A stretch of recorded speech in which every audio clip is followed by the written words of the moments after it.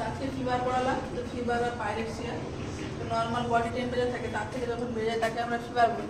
সেই টেম্পারেচারটা যখন হচ্ছে 99 ডিগ্রি ফারেনহাইট বা সেলসিয়াসে যখন বলি তখন 37.2 ডিগ্রি সেলসিয়াস থেকে বেড়ে যায় তখন আমরা ফিভার বলি। এবার টেম্পারেচার ভেরিয়েশন কতটা বাড়লে আমরা কখন আমরা লো পাইরেক্সিয়া বা ফিভারে বলবো, তাহলে টেম্পারেচার যখন হচ্ছে যে 95 থেকে কমে যাচ্ছে তখন আমরা বলছি যে হাইপোথার্মিক, মানে বডি টেম্পারেচার কমে গেছে। যখন হচ্ছে 95 থেকে 98 ডিগ্রি ফারেনহাইট থাকছে তখন হচ্ছে আমরা বলছি যে নর্মাল বডি টেম্পারেচার বা সাব নর্মাল বডি টেম্পারেচার। 99 থেকে 100 ডিগ্রি ফারেনহাইট যখন থাকছে তখন আমরা লো পাইরেক্সিয়া বলছি। 100 থেকে 103 ডিগ্রি ফারেনহাইট থাকছে তখন আমরা হচ্ছে মডারেট পাইরেক্সিয়া বলি। আর হচ্ছে যখন হচ্ছে যে 103 টু 105 ডিগ্রি ফারেনহাইট থাকে তখন আমরা হচ্ছে হাই পাইরেক্সিয়া বলি।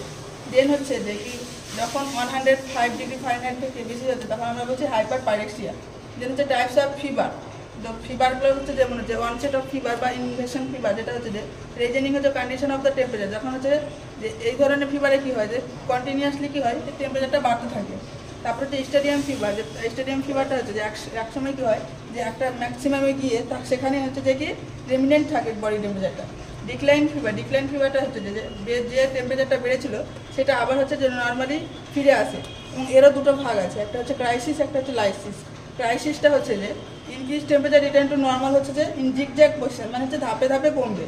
বাট ক্রাইসিসের ক্ষেত্রে কী হয় যে টেম্পারেচারটা সাডেনলি রিটার্ন করবে নর্মালে। আবার হচ্ছে এর ক্রাইসিসের দুটো ভাগ আছে, একটা ট্রু ক্রাইসিস, একটা হচ্ছে ফলস ক্রাইসিস। ট্রু ক্রাইসিসের ক্ষেত্রে হচ্ছে যে ইনক্রিজ টেম্পারেচারটা কী হবে সাডেনলি রিটার্ন আসবে টু নর্মাল হচ্ছে উইথ হচ্ছে পেশেন্ট যে কোনো কন্ডিশন ইমপ্রুভ হয়ে যে পেশেন্টের কন্ডিশনটা ইমপ্রুভ হবে। বাট ফলস ক্রাইসিসের ক্ষেত্রে কী হবে যে পেশেন্টের টেম্পারেচার লোয়েস্ট আসবে কিন্তু এখানে হচ্ছে যে পেশেন্টের কন্ডিশন ইমপ্রুভ হবে না। এখানে একটা হচ্ছে যে শখের সাথে যেমন বুঝিয়েছি যে ফার্স্ট যেটা যেমন বললাম যে অনসেট ফিভার, মানে যে ফিভারটাকে যে আস্তে আস্তে আস্তে আস্তে কিছু বাড়ছে। তারপর যেটা স্টেডিয়াম ফিভার কি হচ্ছে একটা জায়গায় স্টেজ আছে এবং সেটা হচ্ছে কন্টিনিউয়াসলি যাচ্ছে। যেটা হচ্ছে যে কি আবার বললাম যে ডিক্লাইন ফিভার, এটা দুটো ভাগ বুঝি, একটা হচ্ছে লাইসিস, একটা হচ্ছে ক্রাইসিস। লাইসিসের ক্ষেত্রে কী হচ্ছে ধাপে ধাপে ফিভারটা হচ্ছে যে কমছে, বাট ক্রাইসিসের ক্ষেত্রে হচ্ছে সাডেনলি একটা সময় এসে কমে যাচ্ছে। দেন হচ্ছে যে কি কন্টিনিউয়াস ফিভার বা হচ্ছে কনস্ট্যান্ট ফিভার। এখানে কী হচ্ছে যে ফিভারের ভেরিয়েশনটা থাকবে, এটা হচ্ছে কখনোই হচ্ছে যে 2 ডিগ্রি সেলসিয়াস থেকে বেশি হবে না। যেমন কোনো পেশেন্টের যদি টেম্পারেচার চেক করা হয়, যদি মর্নিং হচ্ছে 103 ডিগ্রি ফারেনহাইট আছে তাহলে ইভিনিংয়ের সময় 100 আসবে। এখানে পেশেন্টের কিন্তু নর্মাল টেম্পারেচারটা আসছে না। দেন হচ্ছে যে রেমিটেড ফিভার, এখানে হচ্ছে যে টেম্পারেচার ভেরিয়েশনটা হচ্ছে যে মোর দ্যান 2 ডিগ্রি সেলসিয়াসের হবে এবং মর্নিং অ্যান্ড ইভিনিংয়ে হচ্ছে টেম্পারেচারটা কী হবে যে সবসময় হচ্ছে যে কি নর্মালে ফিরে আসবে। যে মর্নিংয়ে যে টেম্পারেচারটা নেওয়া হয়েছে সেখানে দেখা গেলো যে অনেকটা বেশি আছে, বাট ইভিনিংয়ে যখন চেক করতে যায় তখন হচ্ছে নর্মাল বডি টেম্পারেচার আসে। এর যে ইনভার্স ফিভারটা হচ্ছে যে high temperature in morning and low temperature in evening. যখন হচ্ছে মর্নিংয়ের টাইম হচ্ছে হাই টেম্পারেচার থাকছে আর হচ্ছে ইভিনিংয়ের টাইম হচ্ছে লো টেম্পারেচার থাকছে।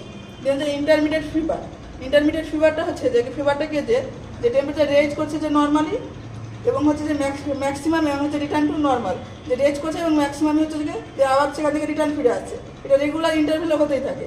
দেন হচ্ছে এটা যেমন উদাহরণ দিয়েছে যে ম্যালেরিয়া, কালাজ্বর, আজকে